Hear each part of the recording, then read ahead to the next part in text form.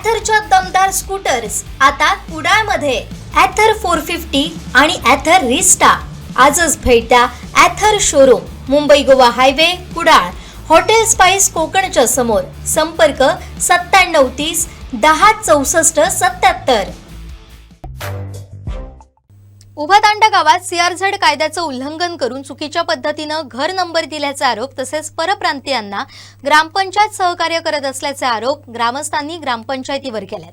याबाबत उभादांडा सरपंच निलेश चमणकर यांनी स्पष्टीकरण देताना कोणत्याही प्रकारे सीआरझेड कायद्याचं उल्लंघन झालं नसून गावचं नाव खराब न करता सर्वांनी गाव विकासासाठी एकत्र यावं असं आवाहन त्यांनी पत्रकार परिषदेच्या माध्यमातून केलंय. उभादांडा ग्रामपंचायत कार्यालयात घेण्यात आलेल्या पत्रकार परिषदेत ते बोलत होते. यावेळी ग्रामपंचायत सदस्य, माजी सरपंच, गावातील ज्येष्ठ ग्रामस्थ उपस्थित होते. मी प्रथम नागरिक निलेश चमणकर, उभादांडा सरपंच, ठामपणे तुम्हाला इथे सांगतो की उभादांडा हे आज जगातील पर्यटनदृष्ट्या खूप मोठं गाव आहे. हे गाव पर्यटनदृष्ट्या विकसित होण्यासाठी आणि त्याचं चांगलं नाव जाण्यासाठी आमचे सर्व सभासद आणि सहकारी आम्ही वेळोवेळी प्रयत्न करत आहोत. आणि अशा या आमच्या गावाचं नाव काही मंडळी चुकीच्या पद्धतीने आरोप करून, चुकीच्या गोष्टी पसरवून नाव खराब करण्याचा प्रयत्न करत आहे. आणि असा जर कोण प्रयत्न करत असेल तर त्यांना जनता कधीच सोडणार नाही, हे त्यांनी पहिले लक्षात ठेवावं. परप्रांतीयांना ग्रामपंचायत मदत करते किंवा परप्रांतीयांसाठी ग्रामपंचायत आहे असं वारंवार हे ओरडून सांगत आहे. परंतु या यूट्यूबच्या माध्यमातून मी सर्व उभादांडावासियांना, सर्व जनतेला सांगू इच्छितो की परप्रांतीयांना जमिनी देण्याचा, विकण्याचा किंवा परप्रांतीयांसाठी ग्रामपंचायत काम करते हे बोलण्याचा मुळात ह्या लोकांना नैतिक अधिकार नाही. कारण जे यूट्यूबमध्ये आज आम्हाला दिसतात आहे, जी माणसं आजूबाजूला वावरतायत आहेत, या गावात पी रवी नामक परप्रांतीय सर्वप्रथम आला. त्याला कोणी आणलं? हीच मंडळी त्यामध्ये होती. आज काही रिसॉर्ट गावामध्ये आले, त्या रिसॉर्टचे व्यवहार कोणी केले? त्याचं कमिशन कोणी मिळवलं? आज फक्त ग्रामपंचायतीला चुकीच्या पद्धतीने ओरडून, बोंब मारून त्याची बदनामी करण्याचं, पर्यायाने या ग्रामपंचायतीचं, या गावाचं नाव खराब करण्याचं ही मंडळी काम करत आहे. मी ह्या यूट्यूबच्या माध्यमातून पुन्हा एकदा तुम्हाला सांगतो, सीआरझेड कायदा माझ्या आणि माझ्या सर्व सहकाऱ्यांनी आम्ही या खुर्चीवर बसल्यापासून एकही सीआरझेडमध्ये घर नंबर दिलेला नाही. सीआरझेड कायद्याचं बिलकुल उल्लंघन केलेलं नाही. हे वारंवार यांना सांगत आहे. का ते स्वतः याची चौकशी करून नंतर बोलत नाही? फक्त उगाचच बोंब मारावी, उलटं काहीतरी बोलावं. दुसरा विषय, घर नंबर चुकीच्या पद्धतीने दिलेला ते म्हणत आहे, चुकीच्या जागेवर दिलेला म्हणत आहे. परंतु जे घर मूळ जिथे होतं तिथेच घर आहे. ज्या घर मालकाची आमच्याकडे अर्ज आला की सदरची माझी घरपट्टी भरायची राहून गेलेली आहे, ती घरपट्टी भरून घ्यावी आणि माझा वारस तपास करून मिळावा. मासिक मीटिंगमध्ये हा विषय आला. मासिक मीटिंगमध्ये विषय आल्यानंतर त्याच्यावर सर्व सदस्यांची चर्चा झाली. चर्चा होऊन त्यामध्ये ग्रामविकास अधिकाऱ्यांचं मत घेतलं गेलं की बाबा सदर घर नंबरची जो घरपट्टी आहे ती निर्लेखित झाली आहे का, ते घर त्याची पंचयादी झाली आहे का. जर कुठेच काही झालेली नसेल आणि केवळ घरपट्टी भरलेली राहिली असेल तर दीडपट त्याला दंड आकारून त्याची घरपट्टी भरून घेण्यात यावी. त्यानंतर त्याचा वारस तपास करून घेण्यात यावा. आणि या कायदेशीर प्रोसेस प्रमाणे हे सर्व झालेले आहे. आज त्याच्यातले काही सदस्य म्हणतायत की आम्हाला हे माहिती नाही. मी मुळात सांगतो, आमचे जे जुने जाणते सदस्य आहेत, बळीराम कुबल यांनी, आम्ही सुरुवातीलाच बसल्यानंतर त्यांनी सांगितलं होतं की जर पारदर्शक आपल्याला कारभार करायचा असेल तर मीटिंग झाल्यानंतर त्याचं प्रोसिडिंग सर्व सदस्यांना हवं असेल तर त्यांना ते मिळावं. आणि त्याप्रमाणे हे जे सदस्य आमच्यावर आरोप करतात आहेत ते प्रत्येक मीटिंगचं प्रोसिडिंग घेत आहेत.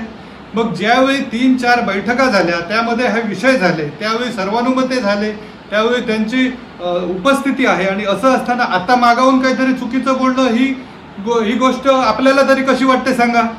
मुळात हे सदस्य ज्यावेळी एका गावातला एक कॉम्प्लेक्सचा विषय आला, आता सांगतो तुम्हाला, त्या कॉम्प्लेक्सबाबत हे सदस्य कॉम्प्लेक्स करताना फार आग्रही होते. परंतु आता ज्यावेळी त्या सदर वॉर्डमध्ये जलजीवनची कामं आम्ही घेतली, संपूर्ण गावामध्ये घेतली, माझ्या मागच्या कमिटीने त्यासाठी भरपूर प्रयत्न केले होते. त्यांनी सुद्धा या गावासाठी पाणी गावासाठी मिळावं म्हणून बक्षीसपत्राने जमिनी दिल्या. मी सुद्धा स्वतः जमीन दिलेली आहे. परंतु 2 नंबर जो वॉर्ड आहे, ज्या वॉर्डमधील हे लोक आरोप करणारे आहेत जास्तीत जास्त, त्यांना 1 गुंठा जमीन का नाही देता आली? आणि ज्यावेळी हे कॉम्प्लेक्सवाले आम्हाला 1 गुंठा जमीन द्यायला रेडी आहेत, द्यायला तयार आहेत, त्यावेळी स्वतःच्या वैयक्तिक स्वार्थासाठी त्यांचा काहीतरी रस्त्याचा प्रश्न आहे, तर त्या वैयक्तिक स्वार्थासाठी ती जमीन घेऊ नये म्हणून का आम्हाला अडवत आहेत, का आम्हाला सांगत आहेत? हे कुठेतरी गोष्ट संशयास्पद आहे. फक्त ग्रामपंचायत बॉडीवर चुकीच्या पद्धतीने काहीतरी आरोप करणं, चुकीच्या पद्धतीने बोलणं, हे आता त्यांनी थांबवावं. यापुढे असले विषय जे परप्रांतीय या गावात आम्ही नेहमी लोकल लोकांना सांगत असतो की तुम्ही जमिनी देऊ नका, स्वतः विकास करा. परंतु बऱ्याच वेळा काय होतं की जमिनी ह्या वैयक्तिक मालकीच्या आहेत, त्या कोणी कोणास विकाव्या यावर ग्रामपंचायत बंधन आणू शकत नाही.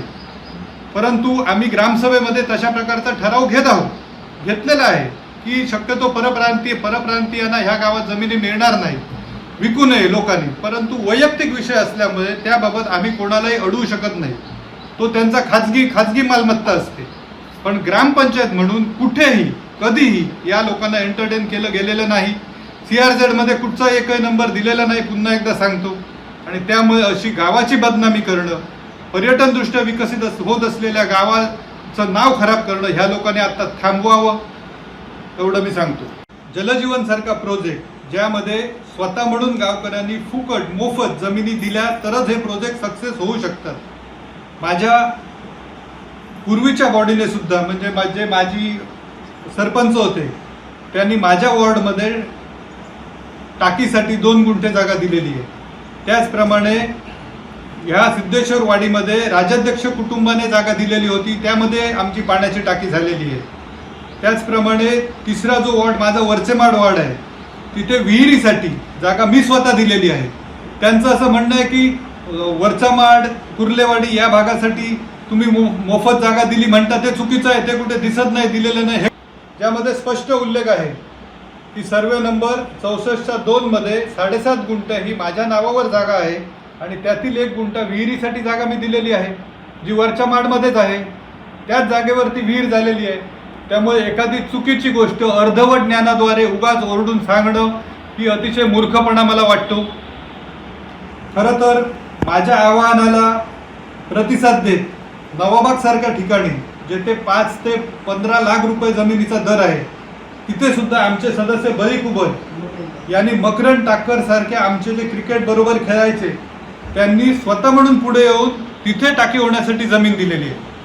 असे गावामध्ये जमिनी देणारे लोक आहेत, गावाचा विकास करणारे लोक आहेत, स्वतः म्हणून पुढे येऊन काहीतरी करणारे आहेत. पण हे जे कोण आरोप करतायत त्यांनी मला सांगावं, एक काम त्यांनी अजूनपर्यंत केलं, गावासाठी 1 रुपयाचा निधी आणला. फक्त काहीतरी व्हाईट शर्ट घालायचं आणि उलटं बोलायचं, हे गावाला शोभणारं नाही, हे त्यांनाही शोभणारं नाही. गावाचा विकास हा सर्वांनी एकत्र येऊन करायचा असतो. परंतु अशा प्रकारे फक्त प्रसिद्धीसाठी यूट्यूबवर काहीतरी आपल्याला टाकता येतं, ह्या गोष्टीने चुकीच्या गोष्टी जर ते टाकत असतील तर त्यांनी कृपया ते थांबवावं. कहुना रिसॉर्ट हे कांबळीवाडा सुत्तनवाडी उभादांड्यामध्ये आहे. ह्या रिसॉर्टबाबत सर्वप्रथम तुम्हाला सांगतो की ह्याच्या सगळ्या परमिशन्स ज्या आहेत, CRZची असेल, MCZMAची असेल, टाउन प्लॅनिंगची असेल किंवा कलेक्टरांची असेल, ह्या सगळ्या परमिशन वरून आलेल्या आहेत. कहुना रिसॉर्टबाबत जेव्हा झालं त्यावेळी स्थानिक काही लोकांच्या तक्रारीसुद्धा आमच्याकडे आलेल्या आहेत. ही गोष्ट खरी आहे. ज्यावेळी त्यांच्या तक्रारी आल्या त्याबाबत ग्रामपंचायतकडून त्यांना वारंवार नोटिसा गेलेल्या आहेत. 3 नोटिसा यापूर्वी त्यांना गेलेल्या आहेत. त्याचप्रमाणे जो त्यांच्याकडून ध्वनी प्रदूषण होत असेल आणि त्या ठिकाणी गडग्यावर पडदे लावले जेणेकरून बाजूच्या वाडीला त्रास होतो, ही गोष्ट खरी आहे. आणि त्या बाबतीत आम्ही सर्व सदस्यांनी मिळून कहुना रिसॉर्टमध्ये स्थळ पाहणी केली होती. त्यावेळी जो आवाज होता तो आवाजाचा त्यांनी ध्वनी प्रदूषण कमी केलेला आहे. आवाजाचा जो डेसिमल आहे तो दुसरं हे बसवलेलं आहे. पडद्यांबाबत मात्र त्यांनी काही कारवाई केली नाही. ती पडदे त्यांनी तिथून काढावेत यासाठी त्याबाबतची तक्रार मी स्वतः ऑलरेडी कहुना रिसॉर्ट, पंचायत समिती ऑफिस, टाउन प्लॅनिंग ऑफिस आणि कलेक्टर ऑफिस या सर्वांकडे केलेली आहे. PWDचे जे PWDच्या अखत्यारीत तिथे जे ब्लॉक घातलेले आहेत कौना रिसॉर्टमध्ये रस्त्यापासूनचे, हा विषय संपूर्णपणे PWDचा आहे. सभापती महोदयांच्या केबिनमध्ये याबाबत मीटिंग झाली आणि सभापती महोदयांच्या निर्देशानुसार आम्ही दिलेल्या तक्रारीनुसार PWDने ऑलरेडी 2 नोटिसा कौना रिसॉर्टला काढलेल्या आहेत. त्यामुळे कौना रिसॉर्टला काढलेल्या सगळ्या ग्रामपंचायतच्या नोटिसा त्या इथे आहेत. आम्ही दिलेल्या काही तक्रारी, त्यांनी जर काही चुकीचं केलं असेल तर त्यांनी ते सुधारावं, याबाबत आम्ही वरिष्ठ शासकीय ऑफिसला आम्ही कळवलेलं आहे. परंतु त्याचबरोबर ही गोष्ट आपण लक्षात घेतली पाहिजे की ह्या कौना रिसॉर्टमध्ये जवळपास 17 स्थानिक मुलं काम करत आहेत. 17 स्थानिक लोकांना रोजगार, त्यांचं कुटुंबाचं चरितार्थ या कौना रिसॉर्टवर होत आहे. त्यामुळे कौना रिसॉर्ट बाबत चुकीच्या गोष्टींबाबत 100% कारवाई ग्रामपंचायत किंवा संबंधित ऑफिसकडून ही भविष्यात केली जाणार आहे. परंतु ती कायद्याने होणार आहे. ती अरेरावीने, जबरदस्तीने न होता त्याला कायदा आहे, कायद्याने त्याची प्रोसेस चालू आहे, ती होईलच. परंतु आम्ही हेही विसरू शकत नाही की गावातील काही मुलांना तिथे रोजगार उपलब्ध आहे. भविष्यात सुद्धा अजून काही मुलांना तिथे रोजगार मिळणार आहे. त्यामुळे कौना रिसॉर्ट बाबत जे काही लोक, जे कोण लोक उलटसुलट बोलत आहेत, उलटसुलट काही प्रेशर करतात आहेत, त्यांचा खरोखर काहीतरी आर्थिक फायदा आहे का त्यांच्याकडून, ही गोष्ट तपासली गेली पाहिजे. कारण आम्ही जी गोष्ट आहे ती कायद्याने चालली आहे, कायद्याने करत आहोत. सुस्थितीत आहे.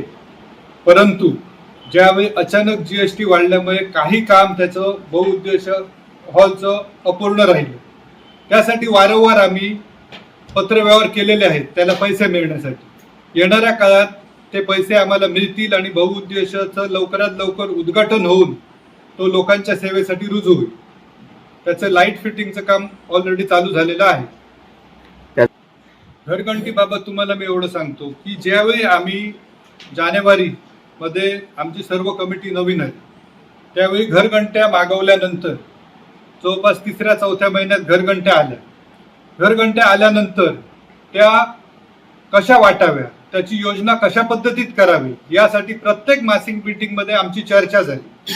ग्रामसेवक भाऊनी ही योजना आपण बनवतो, कारण त्यांनीच ती योजना बनवायची, याबाबत ते मार्गदर्शन आम्हाला करत असायचे. परंतु पहिल्या वर्षी जवळपास 4 वेळा ग्रामसेवक बदलले गेले. आम्ही प्रत्येक मीटिंगमध्ये त्यांना सांगत होतो की योजना बनवा.